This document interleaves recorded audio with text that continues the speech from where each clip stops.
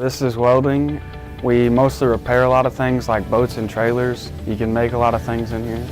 We use stick welders and TIG welders and MIG welders, plasma cutters and oxyacetylene torches.